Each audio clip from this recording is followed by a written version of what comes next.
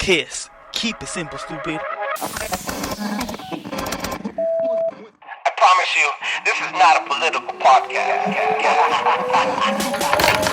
Jump from the deep end of the pool, set up the mood. Paranoid radio, set up the mood.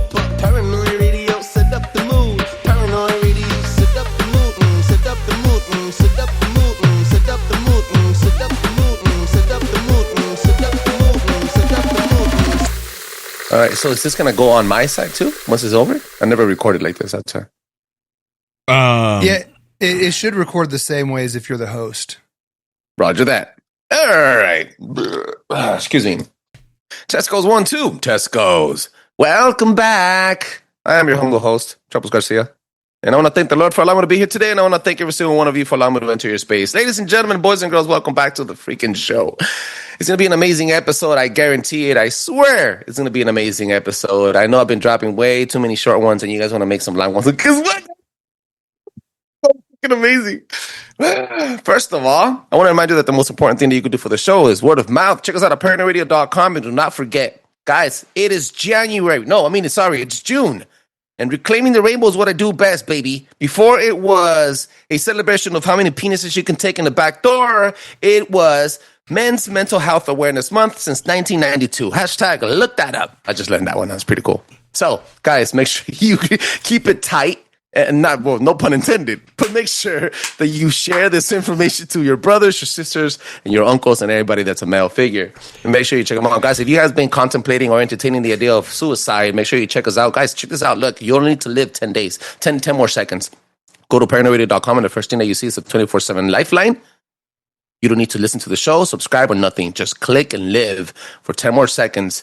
Put your burden on somebody else and belong. Also, check out Crypto Warfare Operations. They give you the tools and the assets and the guidelines to destroy those critters outside eating your chickens like Bigfoot, Chupacabras, and all that stuff. Make sure you check out Ali Christine to live parasitic free. She'll give you the tools that you need to make your kids healthy again. I don't get paid to say this. These guys are my brothers and my sisters. Make sure you check them out, guys. And do not forget to season your meat before you eat with flavors of the forest. All right, enough of that promotion. Let's jump in from the deep end of the pool and set the freaking mood. Please give my warm welcome to these mother truckers. These guys are beasts. And I'll tell you guys because they're heavy hitters. Jason and Christopher from the Operation Red Pill podcast. I said that twice like a remix. What's up, guys? Trebles, how you doing, man? Trebles? So glad to be here. Yeah, it's been a long time coming. Whoa. Given that intro, Yeah, I should. you might want to be a little careful. What you talking about? My man said keep it tight.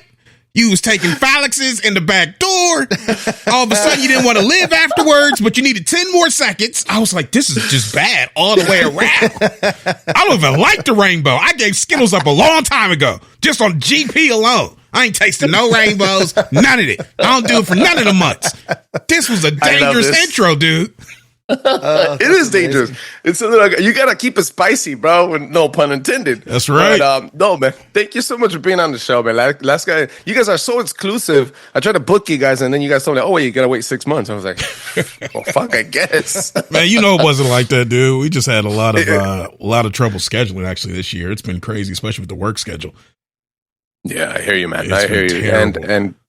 But the show's blowing up, man. I see you guys freaking grinding out there. Oh, doing a couple things. The Lord's been helping out. We got a few listeners. We're doing all right. Christopher's been out there at the festivals, promoting the show, wearing the shirts on the side of the highway, got the thumb up, whatever it is. I told him don't do it in June, but hey, he's still out there. Whatever he's got to do to make sure we get the listeners, he's committed to the cause. He was walking funny a couple days ago. I ain't asked no questions. But our listenership did go a little higher. I was like, well, whatever you got to do. It's funny you say that because I was just picking up a pizza today. I went to the town that my dad grew up in, a week before Father's Day, and I noticed that the chick kept looking at my shirt. I'm 6'8", so I get weird looks from people all the time anyway. But these weren't like at my face; they were at my shirt, and I was wearing my ORP in the Fed shirt. Okay. So I was ready, right? Yeah. Like as she's checking things, she keeps looking back like out of the kitchen and reading my shirt. And I'm like, I'm braced. I'm ready to be like, ask me. She's like, have a nice day. And I was like, oh my God. Dude, that happened to me 3 times today. 3 times. Really? I went to the UPS store. I saw the guy looking at my shirt because it says "Let's Talk" on it. He didn't say anything. I went to Chipotle and I saw my eyeball and I was like, "I'm ready. I got something for you." I went to the grocery store and the dude that was like rigging out my stuff, he looked. He was like, "Milk, American Eagle." Then he looked at the shirt and he was like, "Let's talk." I'm not sure. And I was waiting. I was like, dude, you're going to get more than you expect if you ask me the question. And he looked at like 3 times at my shirt and looked in my eyes. And I was like, just take a leap of faith, my guy. It's all right. We're not going to hold hands and take showers after this. Just ask me the question. It says, let's talk. He didn't do it. I was like, all right, well, I tried. Most I could do was a shirt. Right. Sometimes you got to go out there yourself, man. Especially, you don't look approachable. You guys are big, heavy guys. You got fucking beard on your faces, and don't be scared. They're afraid, man. Don't be scared. Nah, go ahead, take a leap. Not in June, though. Not on you, at least. That is true. I'm glad we clarified. Now, if you take that type of leap, you're gonna hit the ground. You're gonna miss horribly. Right, guys. No doubt. You guys are freaking kicking ass out there, man. And I want to thank you again for spending some time on the show. Appreciate it. Let's get to it, bro. Where can people find you? Well, you can find us at our home site at orppodcast.com. You can find us our social medias, Instagram, Facebook at ORP Podcast. And we're on, Spotify, Apple Podcast, all the normal podcatchers, Operation Red Pill.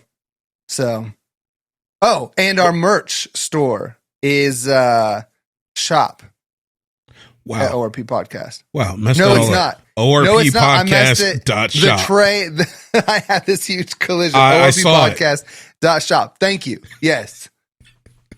Man, see? Nobody asks you if you're ready. It's always when you're not ready. I love it. I love it. So they can find your shop at what? Our merch store is orppodcast.shop. Oh yeah. Let me fix my mic here.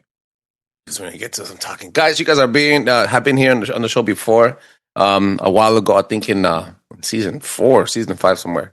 But you guys demolished it, and I was ashamed because you guys didn't have enough time to really get all the information out. So today, we're not doing part 2. We're doing a brand new topic. But when I messaged you about the conversation, you guys said that you wanted to talk Illuminati bloodlines. Yeah. All right. I'm strapped in. That's strapped on. See, it's questionable again. You know what's funny is the strap on backwards is no parts. What do you do in your free time? But you just sit around and study the most arcane things? I don't really have free time, so I'm not sure where this stuff comes from. Well, that was not an ORP sanctioned type of research project at all. Not at all. No, the last time we were here, man, we talked about the satanic control matrix, which for people who might be new to the show or don't remember, it's really one of the most diabolical systems of manipulation that's ever been devised. And the reason we say that is because this thing uses a full spectrum dominance protocol in order to gain absolute control over every aspect of human society. And it's doing it by utilizing occult sciences, occult technologies, and encouraging occult practices until every aspect of our humanity is actually weaponized against us and brought under satanic control. And in order to achieve that objective, the satanic control matrix directs its efforts into 3 key areas of focus. That being 1, how do you control individuals? 2, how do you control whole societies? And then thirdly, how do you control the entire planet? And so when it comes to controlling individuals, what we're seeing is that political elites, the social controllers, the satanic Luciferians that are running the show, they all want to use the education system because of its inherent design, which allows them to achieve 3 specific objectives. 1, reduce our intelligence. 2, eliminate our individuality. And thirdly, begin to re-engineer society at a granular level. And then when you upscale that, it takes you right into the second area of interest, which is how to control whole societies. And what our research is showing us is that they want to use something called the net industrial complex, which is really a collection of specific industries and technologies that are designed to weaponize both our physiology and our psychology. That's the way that we're built and the way that we think against us. And what it does is it really places us under a very sophisticated form of mind control that when you go and research it, you find out that it's got satanic sources and satanic orientation really at its framework, at its foundation. And then lastly, when it comes to controlling the entire planet, what we're finding is that they want to build out what we call or what's called rather a interlocking system of global governance, something that they refer to as the New World Order. And it's utilizing geopolitics, it's utilizing finance, and it's utilizing religion to orchestrate all of those into a one world system of government that will ultimately be laid at the feet of the Antichrist. So all of this has got tremendous biblical implications, which we really focus on the show. Right. Right. And what's crazy is I was looking at, Bloodlines and kind of putting together an outline bullet point type thing, and kind of came into some new information or a new perspective on the tactics and the use of the bloodlines. But one of the things that we talked about the last time we were on your show is that, throughout the satanic control matrix, we see Satan setting out to invert the created order, right? Whether it be feminism, you mentioned LGBTQ a minute ago, inordinate individualism, Marxism, and even magic. Like all of these things are an inversion of how God designed things to function. And another thing that Satan has hijacked and inverted is one of the mechanisms which Jesus was which allowed Jesus to be born into the terrestrial realm, right? That brought us our Messiah. So it's interesting. Women? Do what? Women? Women? Mm-hmm. Well, yes and no, but specifically women, but the setup. So here, after the Tower of Babel, God disinherited the nations, but then he chose Abraham, right? And from Abraham, God was going to make his own nation from these people. And that's why it was a big deal when Yahuwah told Abraham, you will be my people and I will be your God. If you don't really understand what happened at the Tower of Babel, that doesn't mean anything. Like, aren't you the God of everyone, right? Like, why is this special? Well, it's because he disinherited all the other nations. Only the children of Israel at that point could call on God because he wasn't going to be the God to anybody else. And just as a point of clarification, it wasn't that he just disinherited him because he didn't want nothing to do with him. It was really the fact that they had chosen to serve other gods in lieu of him, and so he gave them over. And it was fine. If this is who you want, this is who you can have. I'm going to do something special. So, people sometimes they hear that and they think, well, maybe God was playing favorites. And that wasn't it at all. He was really trying to save the entire human race from itself and from what was happening with the celestial rulers at that time that had invaded the timeline and were beginning to corrupt all lines, all bloodlines, all forms of life from the giddy up. It was a really crazy thing. Right. Thank you for that clarification. I just don't want any people, post-February to think, oh, God is only the God for the Jewish folk. He don't really care about the rest of us. That wasn't the case. No, but it was part of this whole tactic that God had. And from Abraham, Abraham, Isaac, and Jacob, and then Jacob had 12 sons, and this made the 12 tribes of Israel. And you could make an argument for 13 because Joseph's tribe, was made up of the half tribe of Ephraim and Manasseh. So 12 or 13, but every time they're listed as 12. And their job was to build a nation, to set themselves apart just long enough to pave a way through history for Jesus to be born to the tribe of Judah and bring to fruition the redemptive plan set down in Genesis, right? Like that's a big thing to do. But it used all 12 or 13 of these bloodlines in order to build out a nation to usher in the Messiah. So in response to the life, death, and resurrection of Jesus, Satan's like, you know what? That's not a bad idea. What's that song? Anything you can do, I can do better. I can do anything better than you. God's like, no, you can't. Satan was like, yes, I can. Watch me. I'm never going to hear that song the same way again. That's amazing. You're welcome. You're welcome. Oh, snap. Yeah. So what we have to look at is the type of bloodline. So there's actually iniquitous bloodlines that predate Adam through fallen angels, right? Satan fell and, who he was trading with and all of that, the war in heaven. But through the fallen angel incursion of Genesis 6, those iniquitous bloodlines got mingled in then with humans. And it's actually from these bloodlines that human beings believe they have the right to reign, the divine/satanic right to rule, which is why they're called royals, which is actually a combination of the word roy, which is king, and El meaning God. They're claiming to be God kings. Mm-hmm. But not all the satanic bloodlines actually became rulers of nations. Some fell into obscurity, simply, practicing magic and occultism in private, while others just joined the standard population. You could think of those almost like sleeper agents, right? Just waiting to be switched on. But it's from this pool of Illuminati bloodlines that Satan shows his favored 13 as an inversion or even a mockery of the 12 tribes of Israel. And these 13 Illuminati bloodlines built out and use the satanic control matrix to construct the nation of Lucifer, known as the New World Order, for the purpose of ushering in the replacement Christ. It's an inversion of God's plan. We've seen it a couple times. We've seen it with Peter too, right? He was crucified upside down, and then all of a sudden, in the 1900s, you see a huge boom where only the Catholic Church could do these. What's it called? Perform. When you take the demon out, what's it called? Cast demons out, exorcisms, and then the satanic panic happened, and then you see inverted crosses be connected with Christianism or Antichrist. You see what I'm saying, right? They inverted the entire thing upside down, but that's just on a small scale. Right. This stuff is crazy. So let's do a quick run through of these bloodlines and the role that they actually played in this crazy plan of world domination.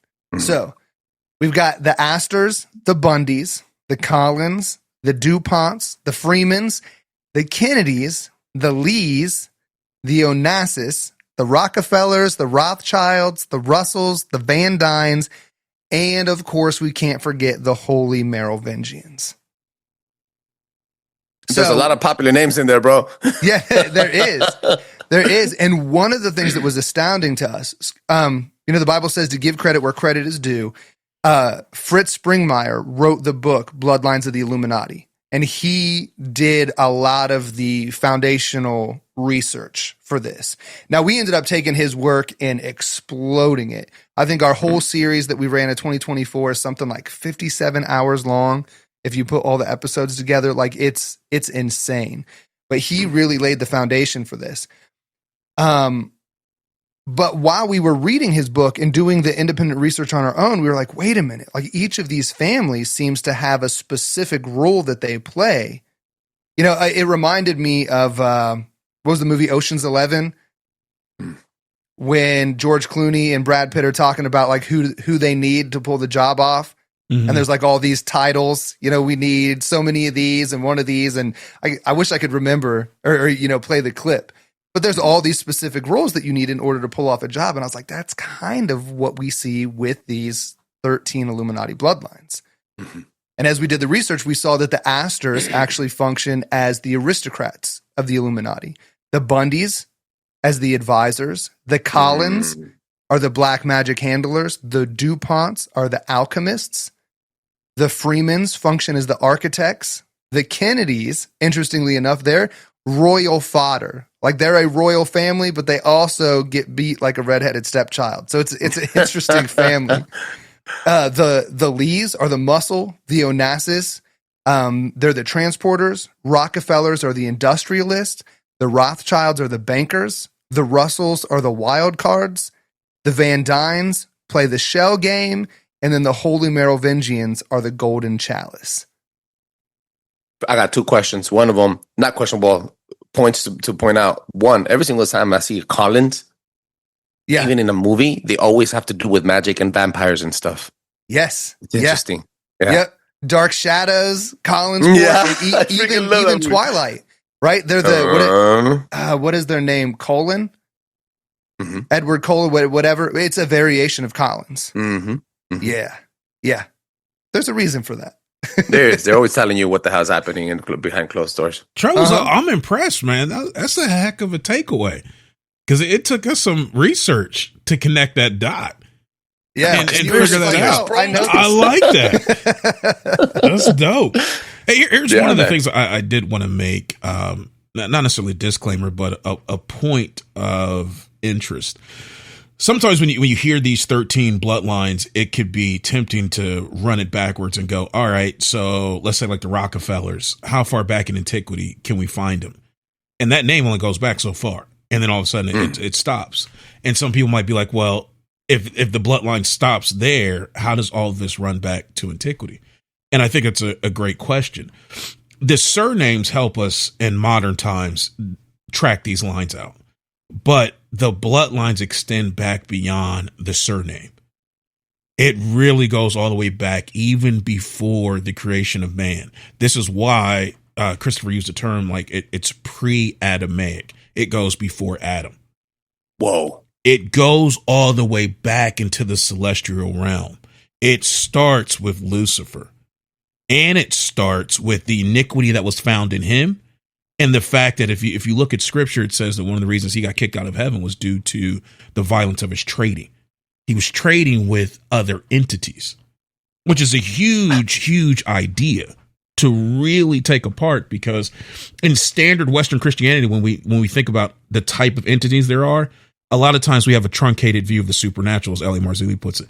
And it's really this idea that you just have God, angels, demons, people. Like that's it. And that's a very, very overly simplified type of view of the very varied speciation, if you will, that exist in the supernatural realm. Like there are all types of creatures that are out there that don't just fit within those four or five categories. Like one of the things you have in scripture are the living creatures. They're not angels. They're not demons, right? They're not God and they're not human. So what are they? Then now you got to have a whole different category just for them.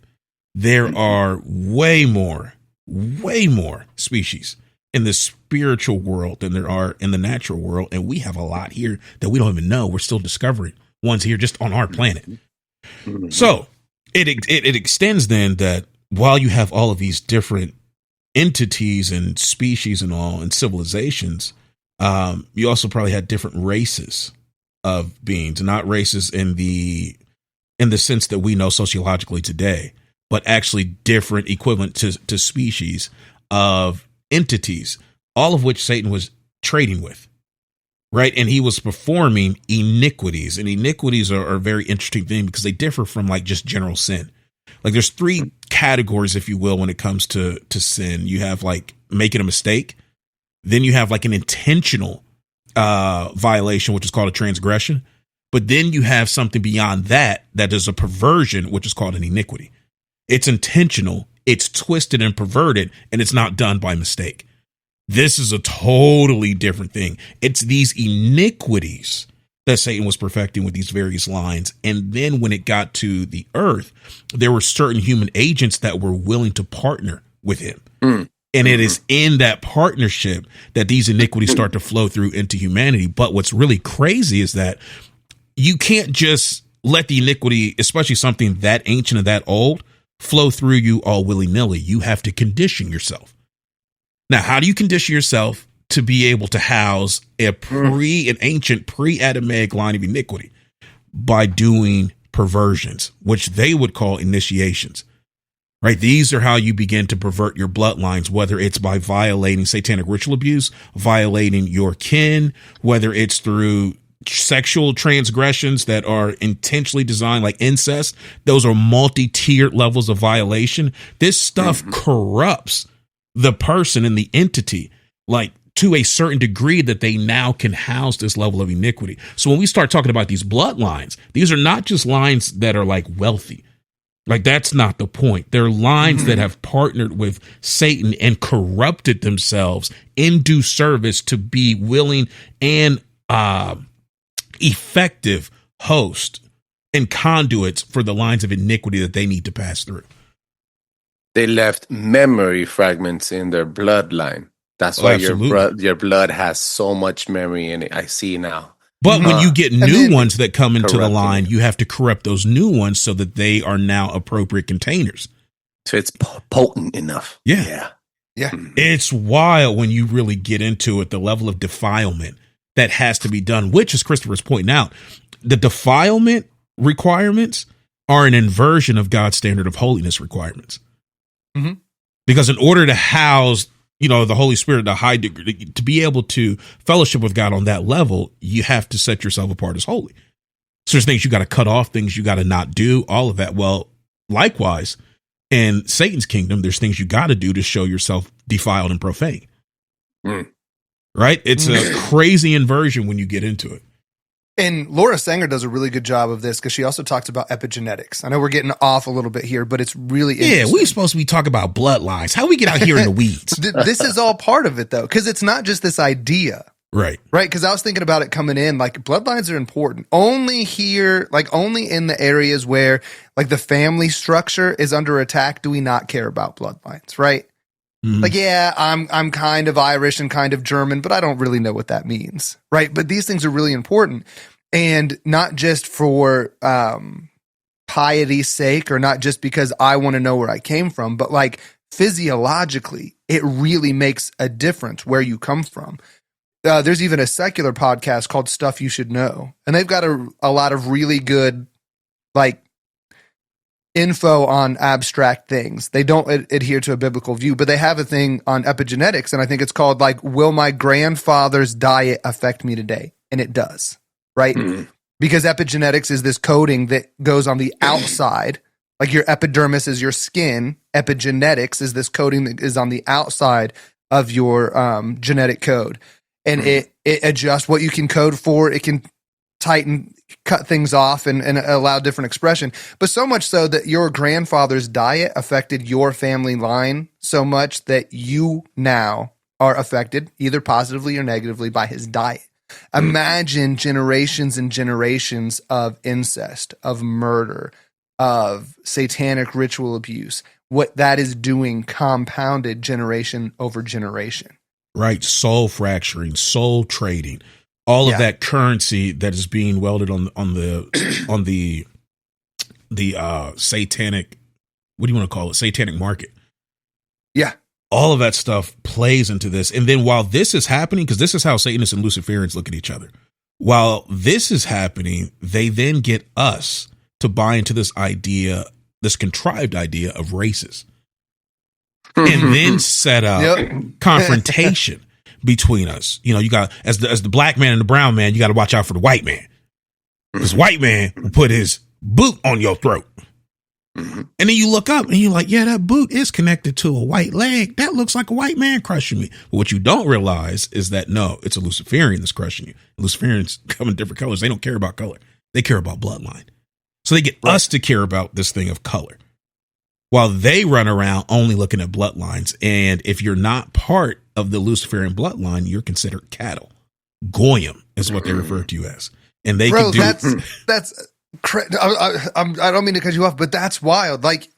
Both sides of this celestial war aren't distracted by the outside, right? The skin color, the whatever. Right.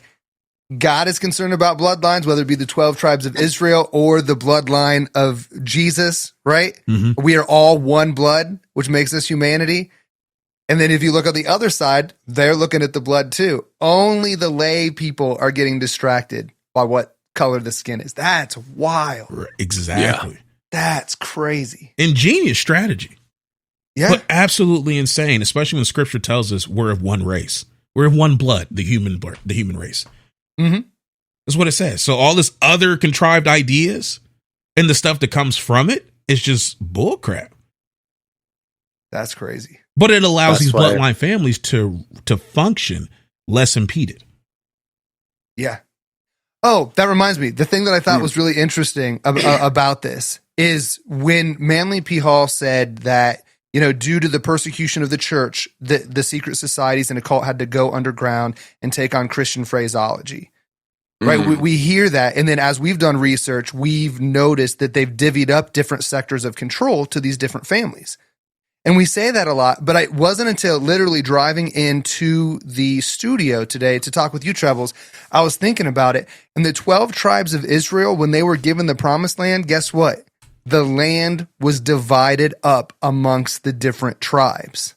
So this whole idea of giving, the DuPonts alchemy, giving Onassis the shipping lanes and all of that, like divvying up these different sectors that they were fighting over before to these different families is the same tactic that God had used to establish his nation.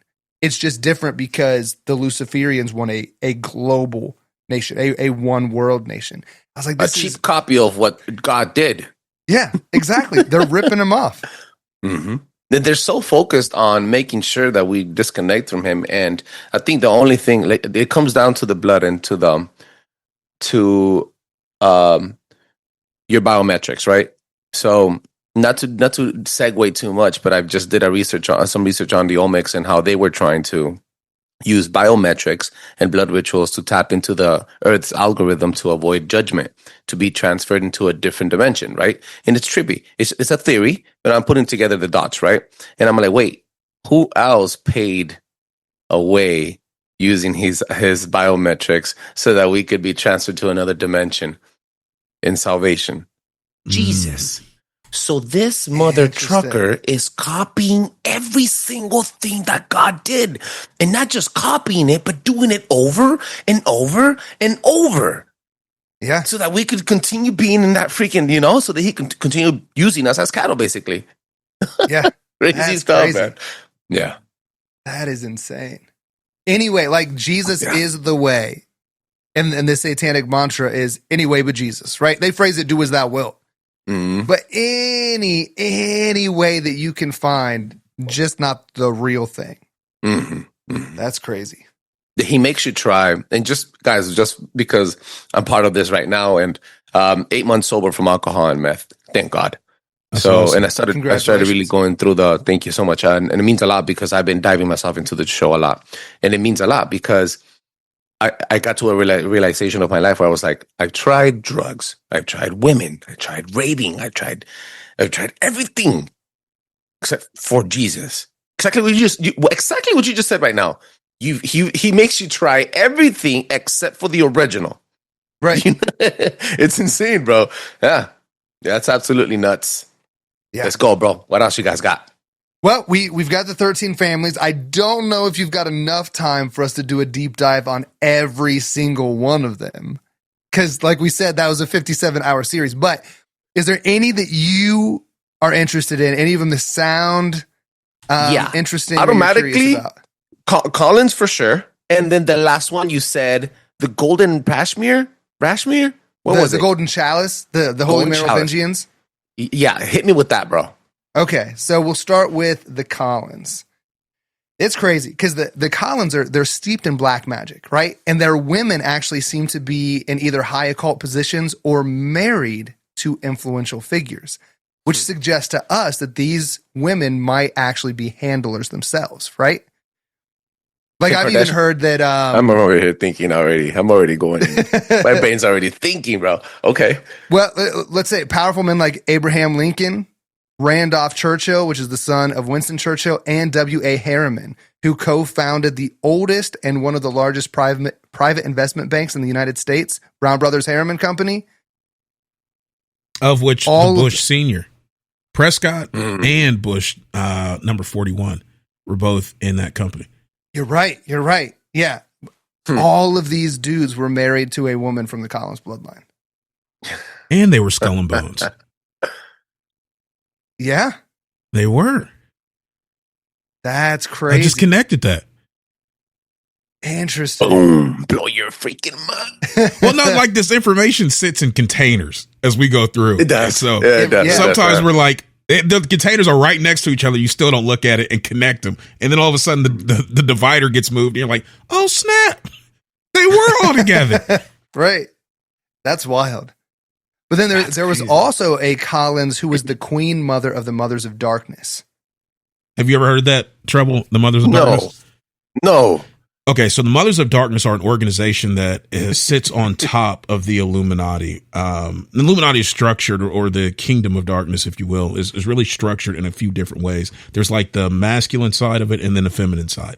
So from what we understand on the feminine side of it, the top of that path is held by an organization called the Mothers of Darkness, which consists of, Christopher, correct me if I'm wrong, is it 4 or 5? I think it's 4 and a grandmother, right? Or yeah, it's either 3 and a grandmother or 4 Mothers of Darkness and a Queen Mother. I want to say 4. Okay. Because they split up into different quadrants. There we go. And what they are is they're put in charge over 4 quadrants of the planet. And then within that, they also are put in charge of over 1 quadrant of the United States. And they rule through direct communication with Lucifer that they have to do every night through a blood rite sacrifice. Mm-hmm. So they sacrifice an infant, typically a boy, drain the blood, and then through that actually communicate, and they get their marching orders. And then what they do is they disseminate those orders down to a position called the Rising Phoenix. Now, we had somebody on our show, her name was Jessie Zaboter. Jessie Zaboter was being groomed and developed to actually be the Queen Mother of the Mothers of Darkness. And she defected, left there, and actually got saved and has been with Christ ever since. But she talks about some of those things that she learned and what's been going on ever since, just from what she can ascertain and discern, still being on the outside. And one of the things she stated was that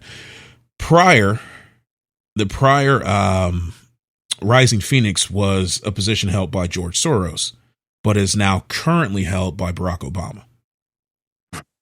So what the Mothers of Darkness do is they get their marching orders from Lucifer. They disseminate it down to the Rising Phoenix, who she says is currently Barack Obama. And then from the Rising Phoenix, those orders are disseminated to a organization called the Committee of 300.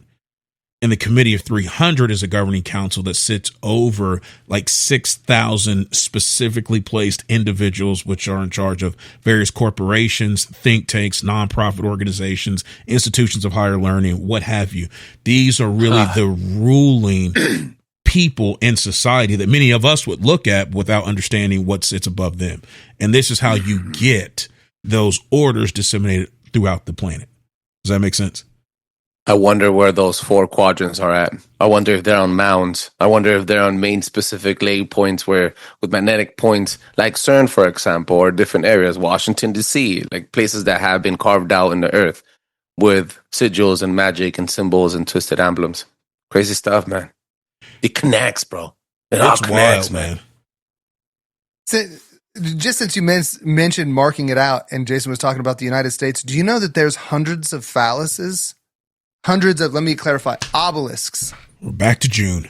That actually mark the border of the United States? No. What? Yeah. The land borders of the United States are marked by obelisks. And for anyone that's How come I've never seen this before? I live at the border. I'm in LA, bro. I go to TG all the time. What? Look it up. It's crazy. Hashtag look it up. Hashtag look it up. That's something I got to look up for sure. Yeah, it's crazy. That's insane. We're not responsible for what you find. Oh, fuck. We need a disclaimer, right? But yeah, so the Collins.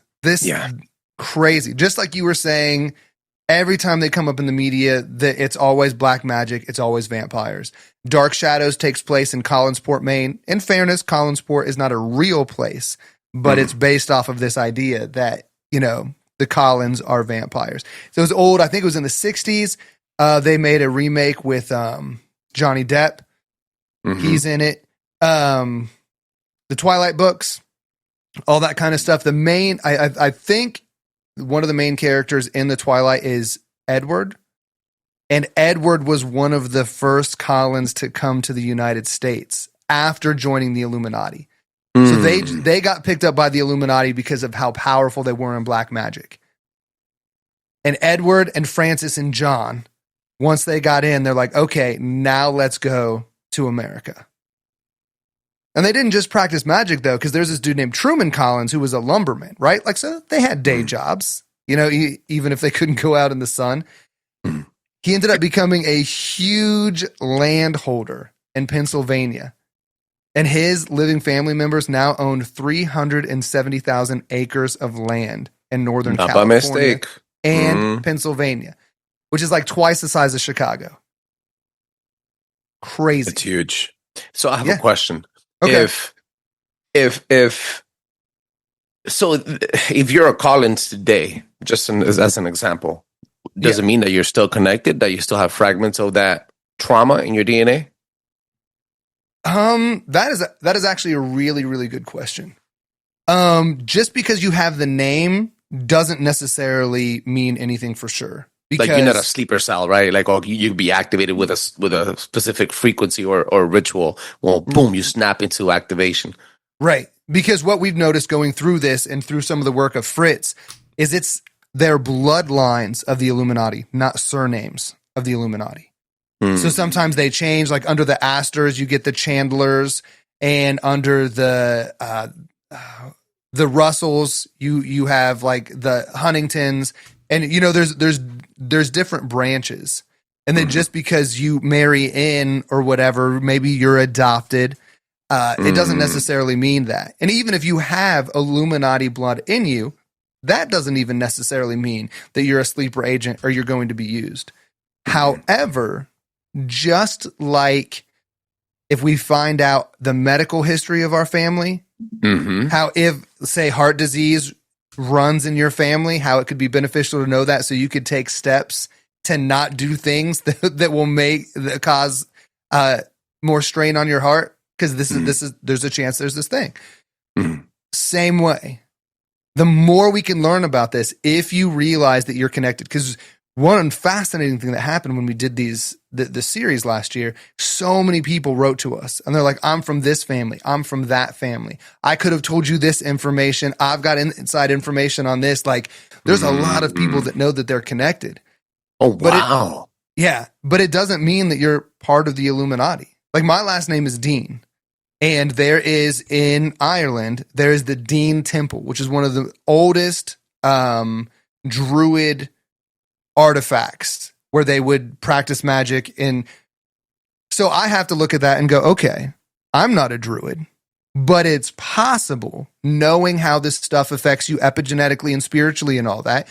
Let me be intentional with my prayers. Let me be intentional with my life and not do things that might trigger this issue if it happens to still reside in my blood. And I think that's what people should do if you find out that you're connected or related to some of these people or might have Illuminati blood in you. Doesn't mean that you're an agent, but look at it and go, okay, if this stuff was happening, maybe I should not practice magic. You know, maybe I should step twice to avoid this stuff over here, just in case it might switch something on within me. Trebles is also why I keep a close eye on Mr. Dean.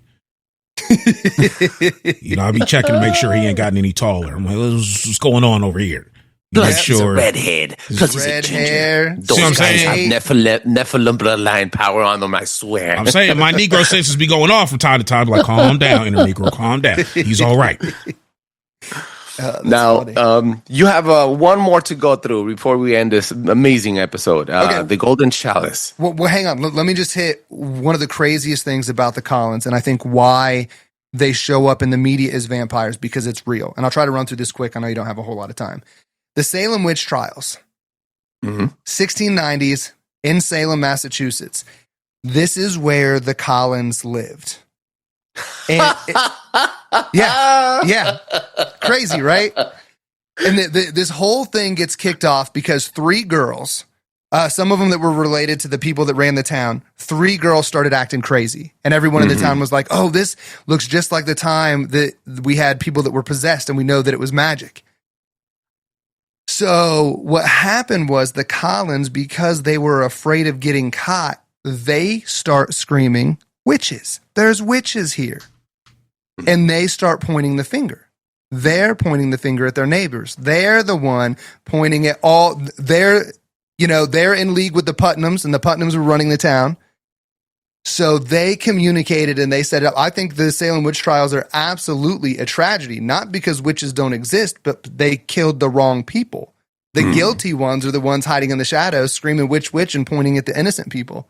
Doesn't that happen a lot, even in today's world? Oh, yeah, that doesn't happen at all, man. What are you talking about? Right. Yeah. And one interesting thing that I found out here is when psychologists looked at the behavior of these three women, or the three children that kind of triggered the Salem witch trials, they said that it was akin to the behavior that one would express if they were abused as a child and or under the effect of LSD. And there was a fungus going around. Yeah. Yes, you know your stuff, Trebles. Egret fungus. Egret fungus actually serves as the alkaloid base at which LSD is derived from. They were high on stuff. And pharmakia, the very word in the Greek that's translated as sorcery in the English, like if we're looking at the Bible, sorcery, it's dealing with drugs. It's not just magic, it's also drugs. So the Collins cooked up some LSD and were poisoning these girls in Salem, Massachusetts, and it triggered this whole witch panic and all the wrong people died. And then crazier still, have you ever heard of the vampire panic? I've heard of some vampires in New Orleans, but I don't think there was a panic out there. Vampire panic, same part of the town. Almost no one knows this. You can hashtag look it up. It's on Wikipedia. Vampire panic happened in a very similar area of the country, Massachusetts, Connecticut, that area of the country. And there was this huge, for several years, people thought that vampirism was happening. So what they would do is they were convinced that vampires were coming back from the dead and feeding on their loved ones. So if you died secondhand by a vampire, they thought that you had, picked up the vampire virus. They would dig up your body, they would cut off your head, they would disembowel you, and they would burn everything. Huh. Seems legitimate. Yeah. Seems legit. That's how you kill a vampire, right? Absolutely. People kill a vampire. Do you the crazy thing to me is the mainstream narrative is that all these people in like 3 different states, what happened is they didn't understand what tuberculosis was. This is the story that we're told to excuse all of this. From the same geographic location as the Salem witch trials, the Collins, all that stuff, people were getting dug up, their heads cut off, all this stuff. And they go, you know what? It's just because they didn't understand what tuberculosis was. So they thought tuberculosis was vampirism, and they decided to kill people like this. Mind you, this happened long after we knew what tuberculosis was and how to treat it. Mm-hmm.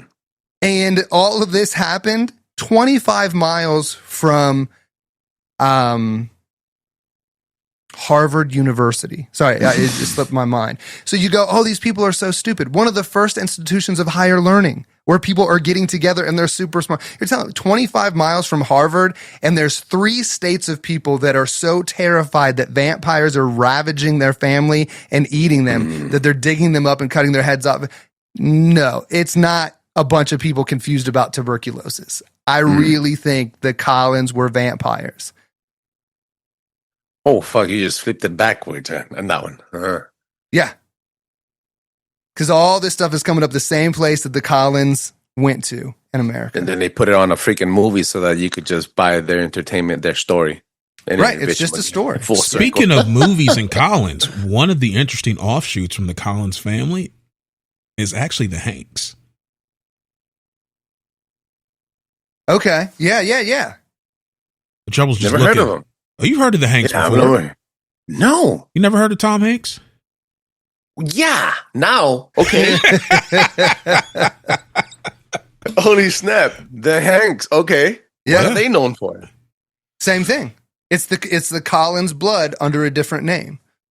Oh, look at that. What you told me. The bloodline hidden by another surname. Mm-hmm.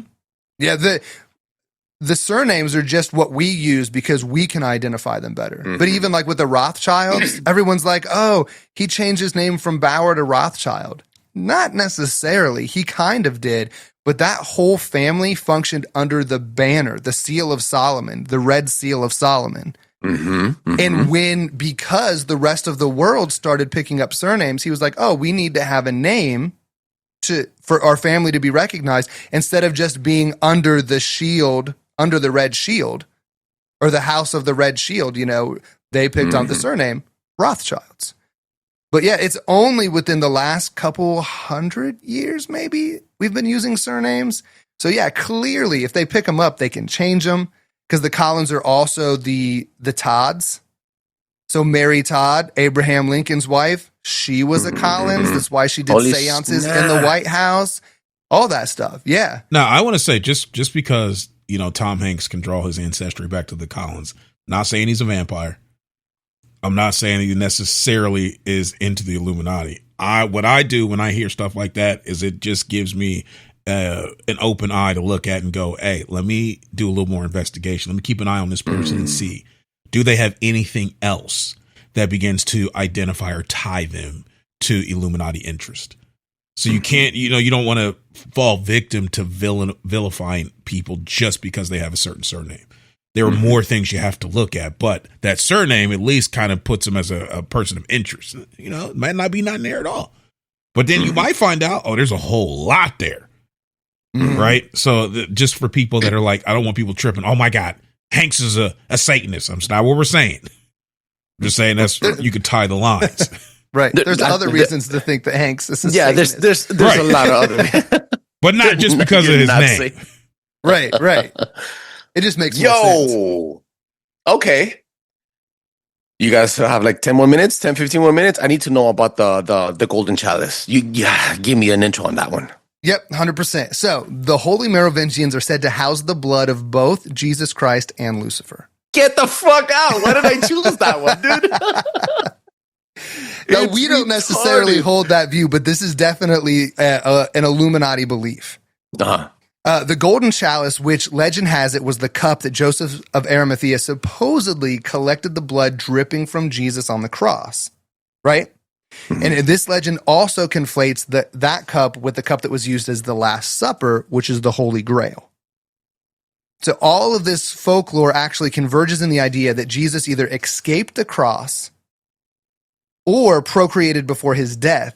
And the sole purpose of this bloodline, the Merovingians, is to carry the blood which the Antichrist is going to be born from. Yep. So they are the embodiment of Joseph's golden chalice, or you could call them the Holy Grail. And they told us about that in Da Vinci Code. Yeah. They told us about that plan, that theory, 100%. Right? It's crazy. Really what they did, though, is they twisted scripture. So they tried to invalidate the authenticity of scripture while teaching you a Merovingian ideology, which you don't realize. You're just watching it. And curiously enough, who was in that show? Who was the leader? Hanks. There you go. Hanks. Yep. Nothing to see here. Just it's a curious thing. They had to pick somebody. They got a good actor. He was available. That's all. Yeah. He fit the role. I mean, he did a great job. He knows how to read Latin. That's why. You see what I'm saying? Yeah. But no, this whole thing goes way deeper. It does. So the Mero. Can I go? Sorry. Yeah. You're on fire. Hit it. The Merovingians actually believe that they descend from a guy named Lord Merovic, who was the offspring of a Frankish queen that was raped by a sea monster. Good Lord, dude. You didn't prep the people. It's just, dude, I think like a man torso and a fish. That's better than octopi arms. My mind went way different. Gee whiz. So this Frankish queen, she gets raped, and she then gives birth to Lord Merovic, and he is the patriarch of the Merovingian bloodline. And this is where a lot of people would say that Lucifer's blood entered in at this point, because the legend actually changes a little bit. It's either like a sea monster or the beast of Neptune, but then some even say like Neptune himself. So I was about to say a merman Poseidon. I was about to tell you something like that. Some type of celestial monstrosity rapes this woman and gives birth to Merovic. And even at that, the idea of having gods coming down from heavens or coming down from the abyss to have sex and procreate with women has also been told in different pantheons and religions, right? It's the same story back and forth. They introduce it as lore. Yeah, but the Merovingians believe that this is their purpose, is to keep the blood of Lucifer pure, if you will. And then, so like we said, we read Holy Blood, Holy Grail, and a couple of other books around like where the Da Vinci Code came from. Terrible biblical literacy, really good historical research. It was such a bizarre combination of things because they go to history and they've got like 5 different points of confirmation for everything they're looking at. In scripture, they go, well, we can read it however we want. I was like, how'd you guys drop the ball like on that? Like it could have been such a good book, but they believe that Jesus faked his death. That like the sponge of vinegar was like opium, so it looked like he died and all that, and that he impregnated Mary of Magdalene, which is why there's like Merovingian churches or parishes or temples, dedicated to Mary Magdalene, because they think that she escaped with Christ's child and moved into the Frankish kingdom, and then her children intermarried with the sons of Merovic who had Lucifer's blood. So they really believe this lie that it has Lucifer and Jesus's blood in their lineage. Imagine that. Yeah. Which really correlates this idea of duality, especially if you're going with the masculine and feminine, which is a huge part of Luciferianism, right? Because now, and it also reiterates the whole idea of Lucifer and Jesus being equals. Yep. Right, being brothers, being opposites, all of that, but it gets right back to duality. It's all a cult at the end. It is. So what's crazy is the Merovingians lived for a short time, and they were Frankish kings and all of this. So France comes from like the Frankish kingdoms and all of that. But there was this guy named Pepin the Short, and he was a Carolingian. Have you ever heard of the term Carolingian? No. Okay. He was the beginning, at least on the mainstream or main stage, the beginning of the Carolingian dynasty. And he officially put an end to the Merovingians. I think it was Childeric III. He ends up tricking him into a monastery and causes him to give up his throne, under the blessing of the papacy, which is crazy. So it looks like the Merovingians have kind of ended their reign, which would be a problem for the Illuminati, except for the fact that Pepin the Short married a Merovingian princess. So the blood that was in the Merovingians continued through the Carolingians. And Pepin the Short had a child named Charlemagne, who, set up, like, I think they say that every noble and royal in Europe today is a direct descendant of Charlemagne. Mm-hmm. Mm-hmm. So that what happened with Genghis Khan? Yeah, right? very similar, right? So this means that the most popular Merovingian alive today is the current king of the UK, of Great Britain. King Charles III. He is a Merovingian. Yeah. Christopher, I think you blew his mind, man. Yeah. I don't think Trebles is going to be okay. Like, he probably wants another 2-3 more minutes of this. I fuck. Okay, so let's go. Going back real quick to Magdalene. The 2 things that I picked up off of that. First, that he had sex with her without marrying her. And then second, that he didn't defeat the cross. That he ran away from it. Mm-hmm. That he lusted over a woman. That he was afraid to finish the job that he was set to do. Mm-hmm. And he didn't defeat death.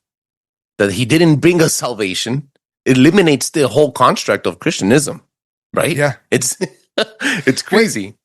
After reading the whole book of Holy Blood, Holy Grail, this is my biggest issue with it, is its circular reasoning.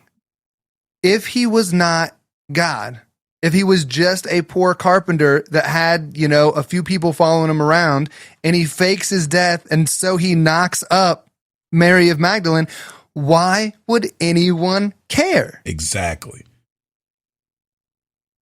But because they do care and he's so important, I'm like, you can't have it both ways.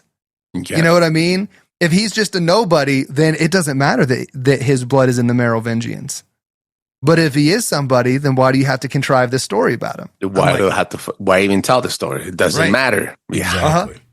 Yeah. Yo. One other interesting thing that happened along the line of the Merovingians at this Pep in the Short takeover, after he dethrones Childeric III, he ends up getting in league with the papacy a little bit more, and he takes over 175,000 square miles of Italy and gives it to the Catholic Church. And this became known as the Papal States, making the Pope the head of state of an actual government and having land. So the Inquisition, the Knights Templar, the killing of Joan of Arc, like most of those horrible, horrible stories that you hear about atrocities done in the name of Jesus by the church, they're done by the Catholic Church while they function over the authority over the Papal States, which was given to them from Pepin the Short, the continuation of the Merovingian bloodline through him. Crazy. Satanic. Yes, Exactly. 100%. 100%. Whoa. Guys, that is what I like to call a jam-packed, action-packed freaking episode. Wow. Make sure you let the people know where they can find you. Well, you can find us at social media, Instagram, Facebook. Our handle is at ORP Podcast. You can get on our website, www.orppodcast.com. And you can rock even with us over at the merch store, orppodcast.shop. Wherever you want to find us, if you want to send us an email, maybe you're not into social media or any of that, it's cool. You can hit us up on email at letstalk@orppodcast.com. And we try to get back to people in as good a time as we can. We're a little busy, but we'll get back to you. Just be a little patient. That's right. That's right. And they're also going to be found, and the links to all of that stuff is going to be found in the description of the show. Ladies and gentlemen, boys and girls, I want to thank the Lord for allowing me to be here today. And I want to thank every single one of you guys for allowing me to enter your space, and especially Christopher and Jason from coming over and kicking ass. Make sure you check them out and drop a 5-star review on Apple Podcasts and on Spotify, because that allows other people to enjoy the show as much as I enjoy making it. Peace. Thank you, fellas. Thank you, man. It was Trebles. great. Ooh, I don't know how to stop the recording, but I'm going to do 30 more seconds. Are you ready? This is a quick intro. Are you ready? Okay. Yo, all right. We did Nephilim, we did Bloodlines, we did Ugly June, and we did freaking blood rituals. Tell them, bro, where can they find you guys? Well, if you want to find us, we are on social media. You can hit us at Instagram or on Facebook at ORP Podcast. If you want to send us an email, you can do that at letstalk@orppodcast.com. And you can hit us up on our website, www.orppodcast.com. Make sure you check them out, guys, and stay tuned for the rest of the show because it's a long one and it's a good one. Peace. All right, guys. Awesome. Let's stop Thank you so much. Can you guys stop the recording on your end or Yeah. we're good? Recording stopped. Amazing. That was an amazing episode, bro. The last one for today. Awesome, man. That Yo, was fun. thank you so much for coming on. That was fun. I had fun. I had laughs. I learned. It was good. Hey, that's Connecting what we try dots. to do. Yeah. I got to Yeah, give a lot of man. that to Christopher, man. His research is top notch. Thanks, bro. Yeah. All those dots, dude. It is, crazy. bro. Not gonna lie, bro. Shit, I don't know how the fuck you break it down, bro. I don't know how you find the time of day. My brain starts hurting from the front, and then all of a sudden I get a migraine after I start reading so much, bro. It took me 3 months to finish the Olmec research I did, and I haven't even learned it to the point where, like you like point by, like I have to read off my notes still. Like I've only been on 2 shows saying it. Like I haven't even said it on my own show because it hurts my head. Yeah. Well, it was so cumbersome in 2024. Like Jason, he's like, so what do you want to do for 2025? I said anything but Bloodlines of the Illuminati. Like every episode got longer and longer. We did a couple doubles, and I'm like, it's just so much research. And when you had us wanted us to come back on or whatever, I was like, Jason, we can't forget about Bloodlines. Why don't we try to bring that back up? So it was kind of cool. This is the first time since we ended the series in December that we brought this content back up. So I'm glad you liked it. Yeah, man. I'm hoping that people go over there and check it out, and then we pollinate with you guys, and that'll be amazing, dude. Thank you so much for being on the show, guys. Absolutely, man. Yeah, Thanks thank for you, having Trebles. us. We'll If by see. any chance this doesn't record on my end, I'll give you a shout right now. Okay. I'll double check on my end. All right. All right, Okay, that'll cool. work. Yeah, and we'll send it to you. Just let us know what you need. Yep. Mad love, man. All right, Good man. night, Take it guys. easy. We'll see you.